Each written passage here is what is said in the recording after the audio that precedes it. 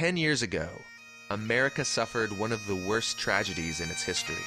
No one can forget that Tuesday morning, where we were, the people we were with, the breathlessness we felt.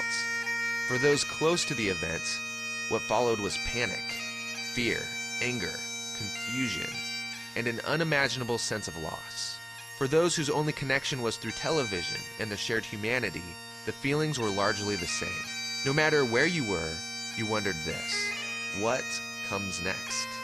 The attacks marked a profound change in America as a country and a course shift in the way Americans viewed themselves and the world around them. But in that darkest time, when evil reared its head and we seemed at our most vulnerable, something truly amazing happened. We decided what came next, and so we gave.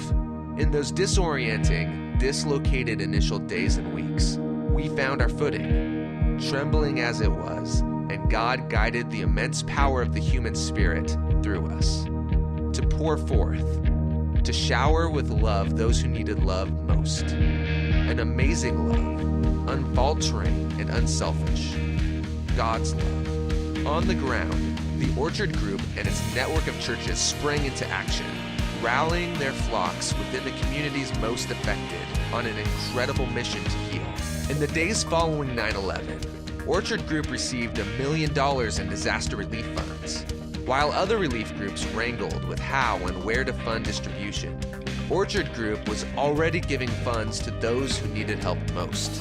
All funds were dispersed before December 31st of 2001, every penny. You see, the churches of the Orchard Group focused their energies on being the best church for the community, not the best church in the community. It's an important distinction, because it means these churches can focus on giving without expecting something in return. And that makes a difference. In times of tragedy, the church's job is to respond. When people get the help they need, a renewal of spirit occurs. And it's this spiritual awakening that sends them into the doors of our churches, which leads to stronger communities, which leads to greater giving, which leads to that much more help when the next tragedy occurs. On this 10th anniversary of one of America's darkest hours, join us in bringing greater healing to New York and the Northeast. Planting even more churches means more love and more redemption. 10 years is a long time, but there's still much work to be done and more light to shine through the darkness. This is but one step.